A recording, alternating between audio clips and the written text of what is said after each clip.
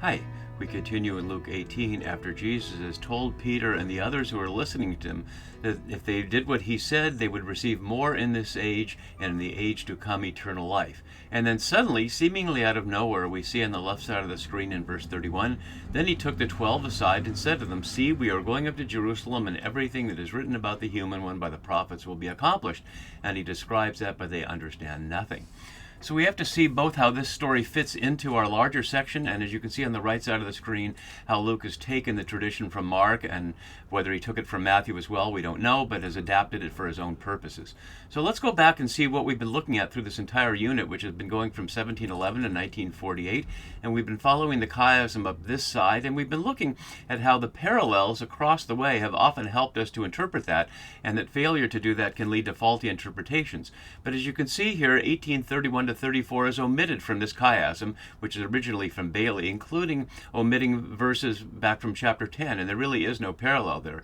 If there's any parallel with our section here, is to earlier in chapter 9 before the travel narrative, so it's plainly outside of the chiasm, and we'll look at that in a couple of minutes. So there's no particular need to be looking at the comparisons across the chiasm as we did for the other passages in this section, and as we will again further on, because this is just inserted in here apart from that whole business.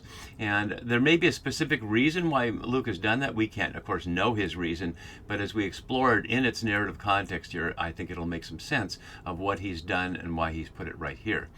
So as we were looking at the shape of the entire section, the theme that holds it together is rejection.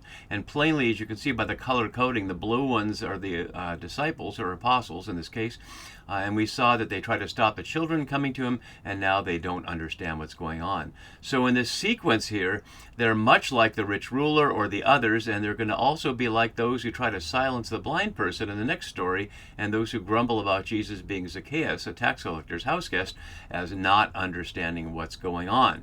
And as we'll see, that's an emphasis that Luke puts into this passage differently than what Mark and Matthew do in their parallel. They tell a story that relates that they don't understand, but the narrator doesn't tell us so directly. So let's look at that comparison a little bit before we jump into our verses. So as I've been noting, this section of Mark from 822 to 1052 is what Ched Myers long ago called the Discipleship Catechism, where all the stories are woven together to illustrate both that the disciples don't understand what's going on, but to help them get on the path of being ready for what's going to happen to Jesus momentarily in the story and to continue afterward. And at the end of Mark's Gospel, it doesn't say they ever really got it, so Mark's Gospel leaves that open-ended. Matthew here has much like Mark, and he and Mark have together this business in the green about the human one being handed over to the Sanhedrin. The chief priests and scribes will condemn him to death. Luke has left that out here and focused on the handed over to the Gentiles, or it could be translated the nations. I left it Gentiles here in all three places because that's tradition, but ethnoi, as we'll see, can also just simply mean nations. And one aspect of Luke leaving out the reference to Sanhedrin is that we note back in 922 he'd said exactly that here, the elders, chief priests, and scribes who make up the Jerusalem Council. So as we get to Jerusalem, ironically, he's moving away from the reader's attention and the apostles' attention from the collaboration of the Sanhedrin against him, but specifically for the Roman situation. And that's one of the many elements in Luke that suggest that Luke's writing for a Roman audience, that they can see their own people responsible for this outcome and have to decide for themselves where they are in the midst of that as it comes, and whether they're like Jesus' 12 here who don't understand what's going on. I'd also like to note, besides there's a couple small differences here, and I've noted those in color, but Mark and Matthew have a follow-up with the sons of Zebedee. So in Mark, James and John come directly to him right after he's told them this terrible thing is going to happen, and ask and demand, in fact, we want you to do for us whatever we ask of you. What an element of hubris that is, which is the verb form for what's translated insult, which Luke puts in here, unique to hubrisistai, to insult somebody. So they're doing that to Jesus at this point, and he doesn't say yes or no. He says, what is it you want? And they say, grant us to sit one at your right hand and one at your left in your glory, which they imagine certainly is coming when he gets to Jerusalem, is going to be king, and they can be Secretary of State or Attorney General or something like that. In Matthew, interestingly, the request comes not directly from the two brothers, but from their mother, who we've not ever seen and she's never named, and it's a very curious thing. We see the father when they're called out of the boat originally, but we've never seen the mother, and we don't see any other mothers. The closest we see is the mother-in-law of Simon Peter, and of course we see Jesus' mother, and there are other mothers who are just implicit, but they don't have speaking parts, like the mother of Jairus' daughter, who we don't know her name. So the mother of the sons of Zebedee is a speaking part in Matthew, is an unusual thing, and she respectfully kneels before him, and it says a favor, so not a demand like in Mark, but it's the same answer, or the same request. Declare that these sons of mine will sit at your right hand and one at your left. So in what follows there, Jesus explains why they don't know what they're asking for, and they can't accept the cup of suffering that's coming, even though they say they will. In Luke, that's left out, and instead we get the threefold expression of incomprehension that we'll look at a little more closely when we get there. We'll see how that plays out in other parts of Luke as well.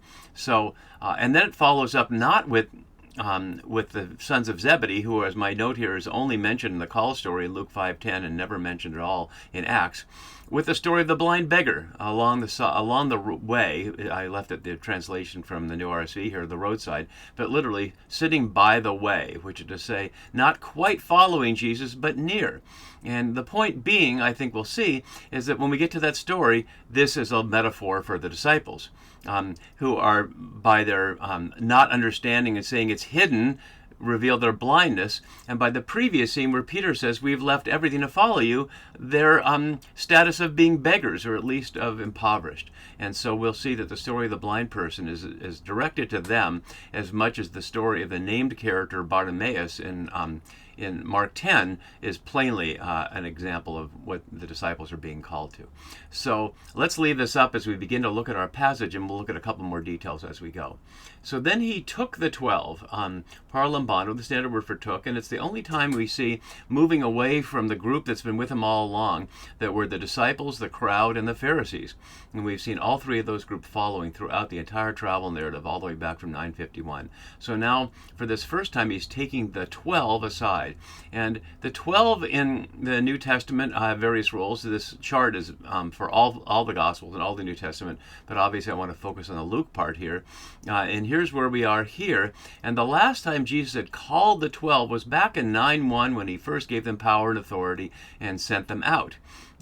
Just a few verses later, they come to him of the concern of how the crowd that has come out to the wilderness to listen is going to be fed. And then in the end, we're going to hear twice about Judas, named as one of the 12 who's the betrayer. But of course, they're all betrayers in our scene, in the sense that they don't understand what's going on, and their desires are for something other than what Jesus wants. And that's the point of this whole section here, all the way through to the road of Emmaus, when they finally, at least some of them, get it and share what they get when they return back to Jerusalem. So the 12 have not been that important, and they certainly aren't being shown as powerful, but here they've been in Luke. So he takes them aside and says to them, Edu, behold, we are going up to Jerusalem, as if they didn't know that. And that's being taken directly from Mark, but of course in the travel narrative sequence we've been following, it's obvious to any reader and to us that that's where they've been going since 951. But in Mark and Matthew, there was no specific journey description like that, and so it does come as a piece of factual new information. But for Luke, it's repetitive. But the repetitive is valuable because we already know from what we've just looked at already, the disciples, and in this case the 12 apostles, don't get it, are not listening very well. So we're going up to Jerusalem, and everything that is written about the human one by the prophets will be accomplished. And I really want to highlight that that's something that Luke inserts here, as you can see in the blue, away from Mark and Matthew. It's not that Mark doesn't portray Jesus' suffering as fulfilling the suffering servant stories from Isaiah, and Matthew certainly follows that. But Luke has a much more explicit sense of everything in the prophets already anticipated what the human one would be about. And here's all the prophet writings in Luke, and as you can see, there are prophets in Luke, and I left it here because here's our passage, and I wanted to focus on what we're hearing in our immediate section here that should prepare us for what's happening. So we saw back in 1616, the law and the prophets were in effect until John. And then we saw in the story of the rich man and Lazarus, when the rich man said, send someone back from the dead, and Jesus says, they have Moses and the prophets, and they should listen to them. Now we have our current passage. When Jesus gets to Jerusalem and they challenge him, the people who challenge him will back off because the people are convinced that John the Baptist was a prophet. Then we have the fourfold examples on the road to Emmaus. First of the characters who don't recognize they're talking to Jesus and name him as a prophet, but then 3 times Jesus refers to all the prophets have declared, Moses and all the prophets, the law of Moses, the prophets, and the Psalms.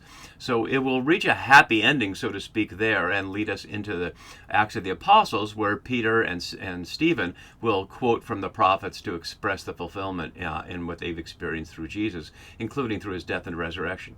But at the moment, as we know, they have no clue.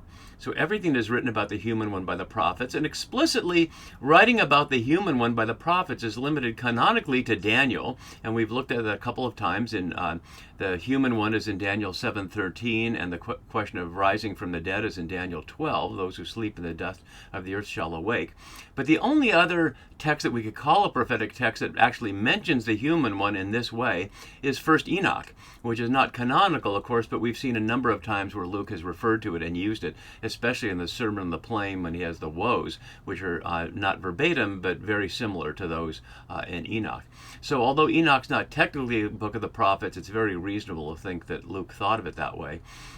Other prophets use, like Ezekiel uses bar Enosh, the Hebrew for the son of humanity, but it's a generic term there for a human being, not for a particular person that could be understood messianically. And notice it doesn't use the word Messiah here. He's not saying everything written about the Messiah or a future king or a Davidic king or anything like that. There's nothing about the human one that associates it with the Davidic line, even though we saw the promise of the fulfillment of the Davidic line way back in the infancy stories in chapters 1 and 2 in Luke. But that's not being brought up here. And so everything that is written will be accomplished here. Telesthetai here, from the sense of telos, will reach its completion. And sometimes, as we'll see in 22:37, it's translated fulfilled, but fulfilled pleruo is a different word, to bring something to fulfillment. Whereas this is to bring it to completion, to make sure that you've completed the mission, so to speak. And here's what it is. He will be handed over to the nations. And paradidomai is an everyday word for handed over. It also becomes the word for tradition, of handing on the tradition. So we'll see that in Acts, Paul uses it a number of times. What was handed on to me, I hand on to you, in the sense of literally passing it on metaphorically by hand, but of course by voice. By hand it would be if there was a physical text, and like the Gospel of Luke, to hand it on. But in this case, what's being handed on is the body of Jesus. So you'll be handed over to the nations. And even though it says Gentiles, I'd like to focus on nations, because Gentiles becomes a particularly Christian way to refer to people who aren't us, whereas the nations refers to everybody who's not Israel, all the nations, all the groups of people who are organized by other means than the way Israel is organized, whether that's the Romans or Greeks or others, including much more local polities that existed around the region and still do. But it's collectively referring to the nations, to those outside the people of Israel. And this is what will happen to him. And if we look at the synoptic comparison again, we can see how Luke is following Mark here, except with one detail that I've already mentioned. So we'll be mocked, we'll be insulted. And here's where we hear hubris thesthetai, and as Grundman notes, cited by Fitzmyer, a Greek expression which above all had a great significance in tragedy. Because you probably know, even if you're not a scholar of such things, that hubris is the great sin of pride and self-inflation in much Greek tragedy. In the Septuagint, we find an interesting passage down here in 2 Maccabees, where being surrounded, Rhazes fell upon his own sword, preferring to die nobly rather than to fall into the hands of sinners and suffer outrages, translating the same word, unworthy of his noble birth. So in 2 Maccabees, we see a series of stories about people who are martyrs, who are willing to die rather than to fall into the hands of the Seleucids in that context. That's the nation represented there.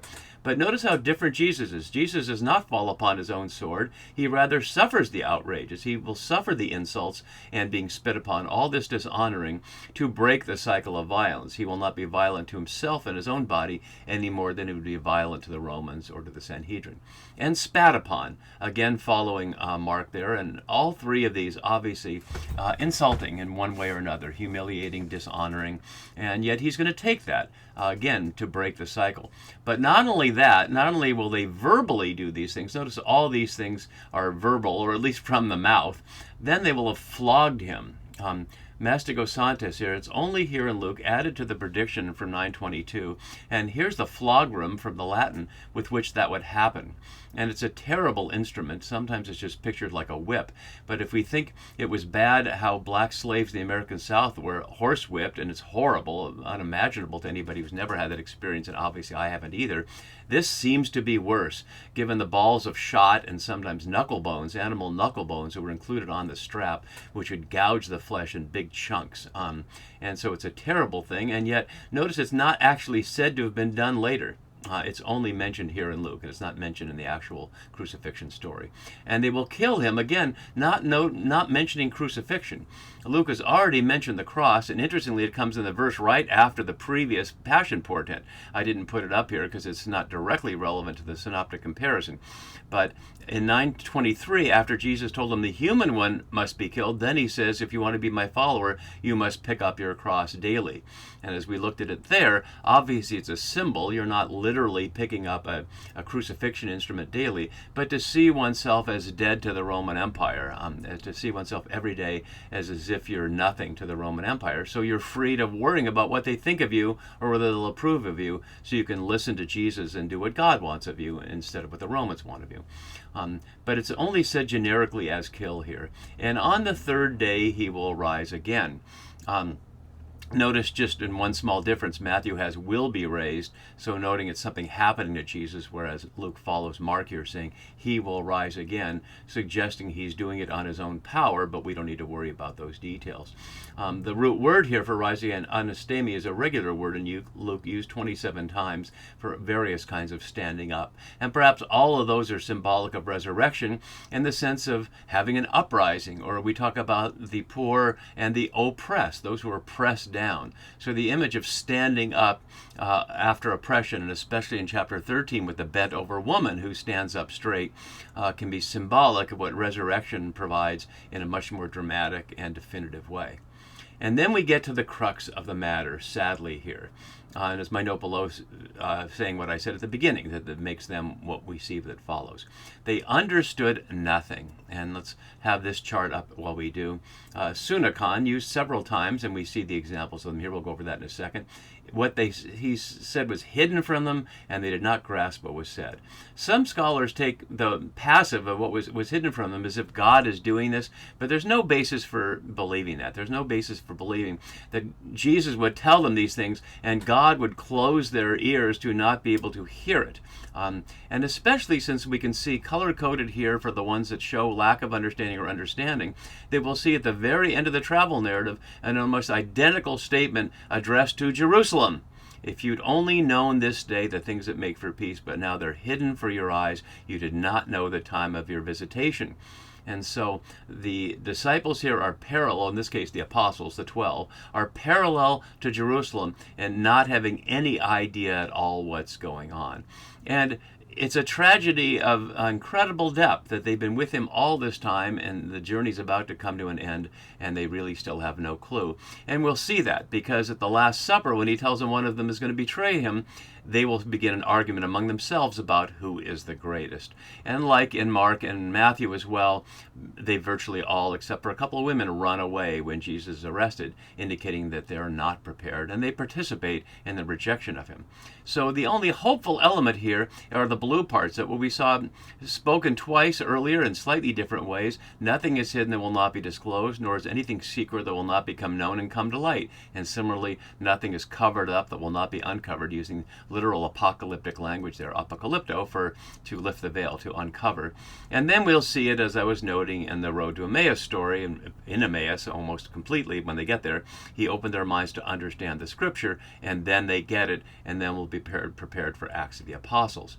But at this point, they're not prepared, and that's why, as we see in the uniquely Lucan passage, as he approached Jericho, a blind man was sitting by the way begging.